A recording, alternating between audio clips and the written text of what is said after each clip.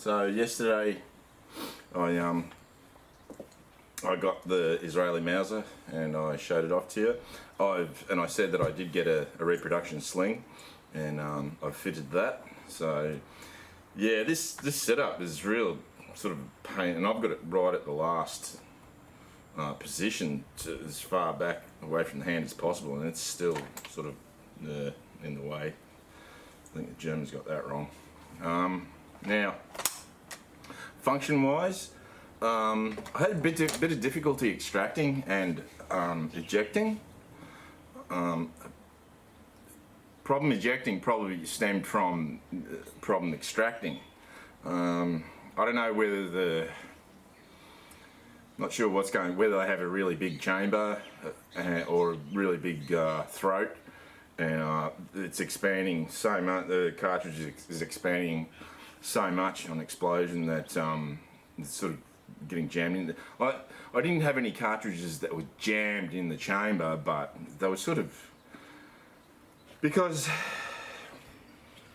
this bolt, yeah, like with nothing in it, it's fine.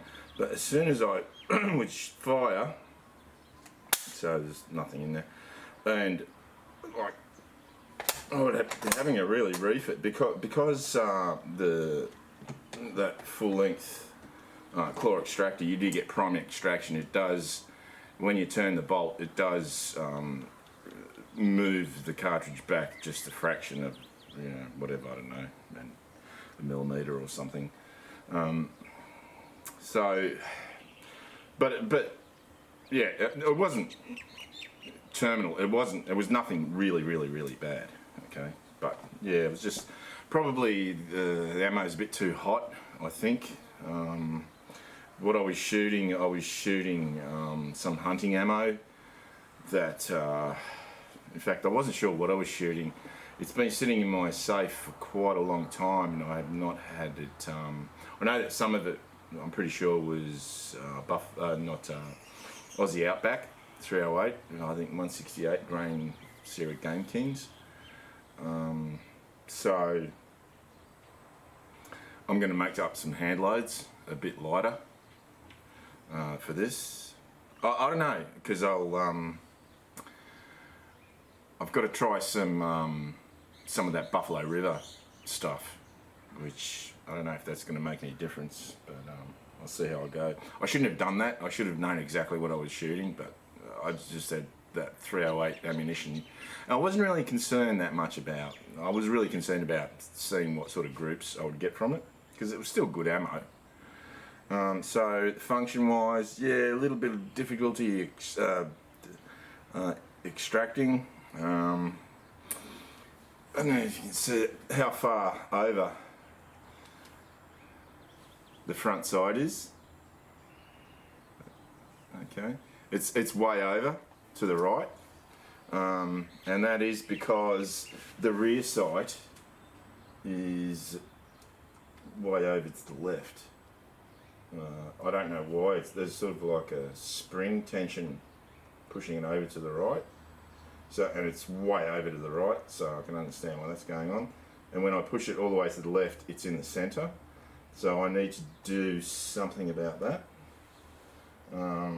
which is why the targets look the way they look. The front side is a bit high, even though this is supposed to be, well, I didn't shoot it 100 metres, I shot it 50 metres. But so what I was really concerned about was that, number one, it would shoot, you know, without exploding. Number two, that it, you know, would feed, and feeding, not a problem. One thing, there's a company called, because I was looking for charger clips, and I found these. There was a whole heap of original, I'm really sweating, whole heap of original old ones that were like really expensive, and some of them looked just like unusable, just looked like collector's items, and I'm not really interested in that. I'm interested in actually using them. Yeah. And but I found these guys online. Actually, I think it was on eBay. They might have been on eBay or Amazon, I can't remember now. Lancer Outfitters in Rancho Santa Margarita, California, and they make reproduction stripper clips, 5 round stripper clips for Mausers. It says 8mm Mauser, but the 308s have exactly the same case head, so, and they actually work great on this K98 308. So if you're thinking, and they were reasonable, they weren't too expensive. For 10 it was 1987. Shipping cost almost as much, but it was from the United States, so yeah, yeah, that was good. So Lancer Outfitters for repro stripper clips, which worked fine, because it has got the provision for stripper clip. Let's see, what else can I say about it? Trigger, yeah, the trigger is, yeah, good. I knew exactly what was going on, knew exactly when it was going to break. What else can I say about it? Yeah, everything's good. Everything's good. So I'll show you the targets. I'll put that behind me. I'll show you the targets. Let's have a look.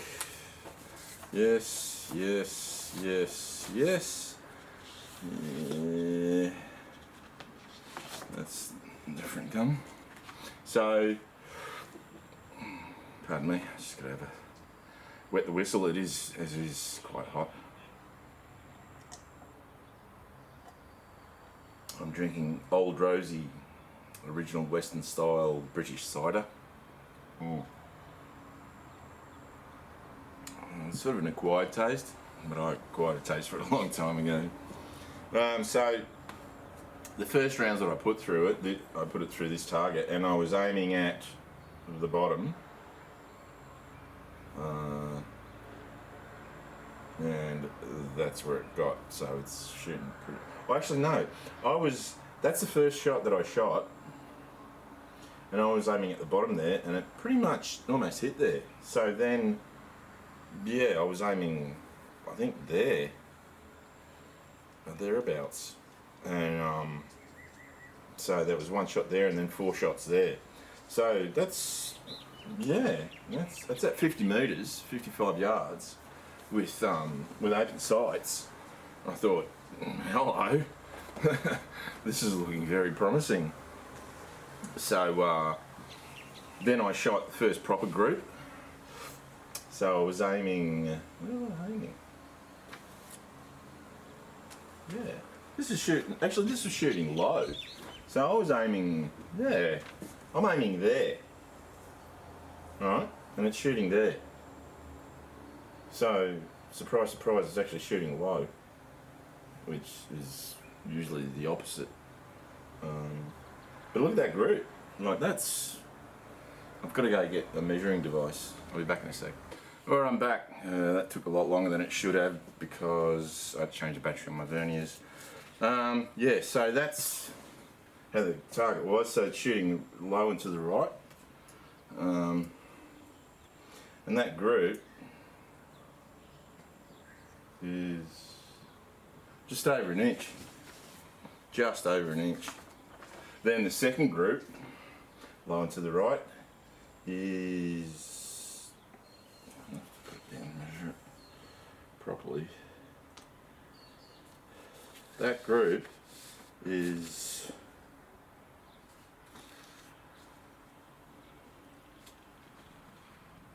.8 of an inch at 55 yards with open sights with hunting ammo.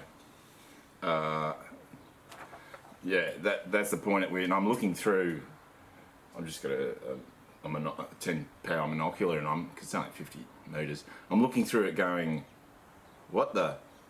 And then as the barrel, because I just kept shooting, as the barrel heated up, it spread out a bit, and this group, which is totally understandable, 1.28, so about 1.3, and then the last group, it really spread out.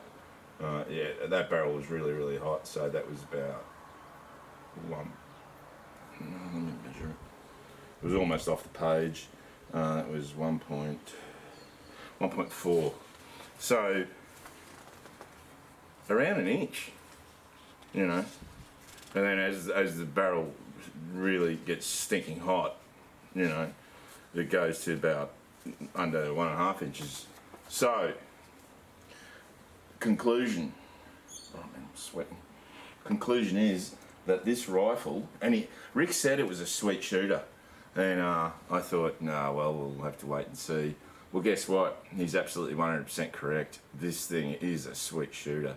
I've just got to fix this bizarre thing with the rear sight where it's just wants to go all the way over to the rock. And he's actually on, so today's Friday, so on Monday he said he's going to be there on Monday, but he came up to me and he said, hey listen, because he's there today, and he said, hey listen, I've got the front sight adjustment tool, I don't need it anymore, so I'll give it to you. And I said, oh, thanks a lot. No, because he's got no more military Mausers, he's gotten rid of any that he had. Why, I'm not sure. Well, actually he told me, he said they just kick too much and his shoulder can't take it. And speaking of which, I'll tell you about the next rifle in the next episode.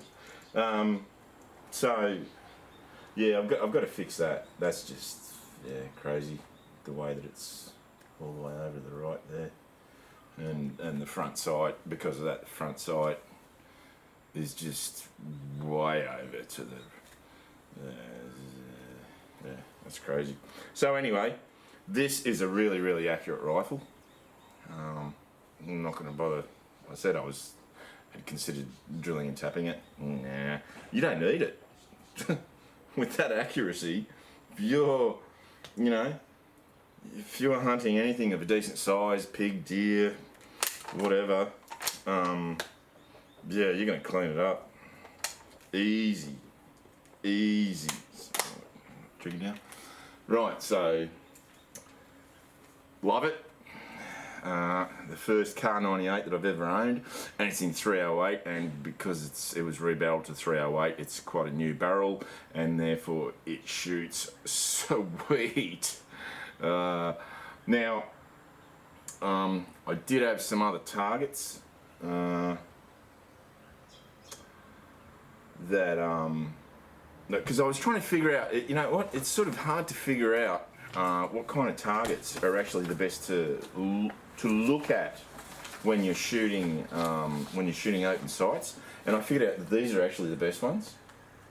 You'll see in the next episode where I'm shooting the little carbine, and you'll see that I'm getting pretty good grips with that. Yeah, but this is a pretty good target as well for 55 yards, 50 metres with iron sights, using the iPal of course. But that group there, 0.8 of an inch,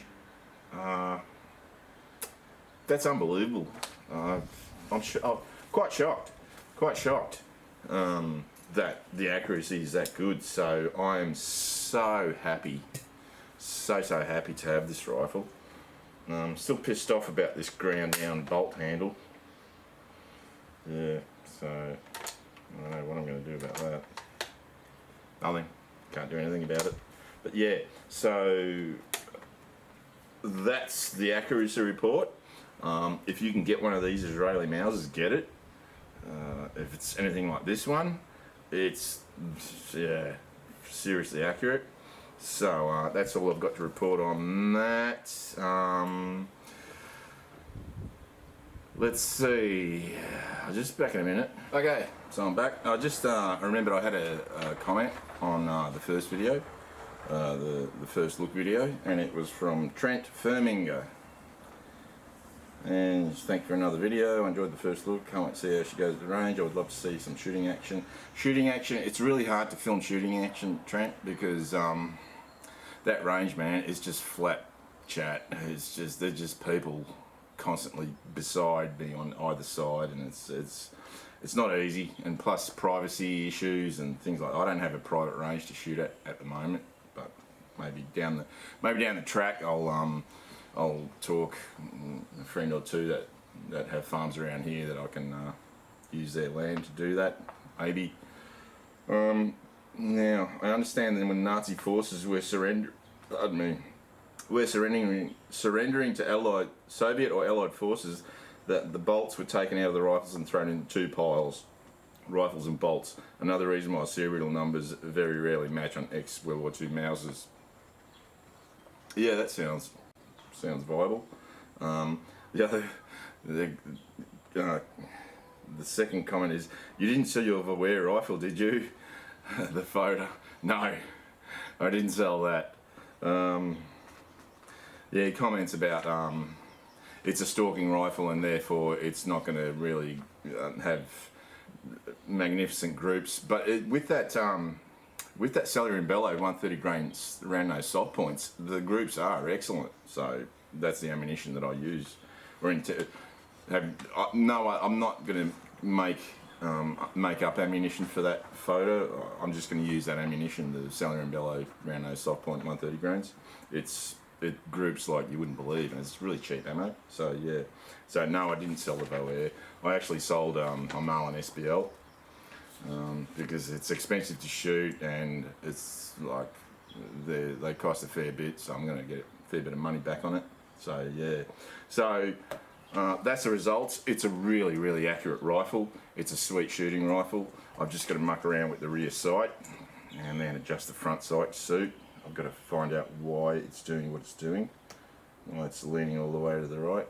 And then once I do that, I'll shoot it again. I won't bother making up hand loads with this because it is close to the target.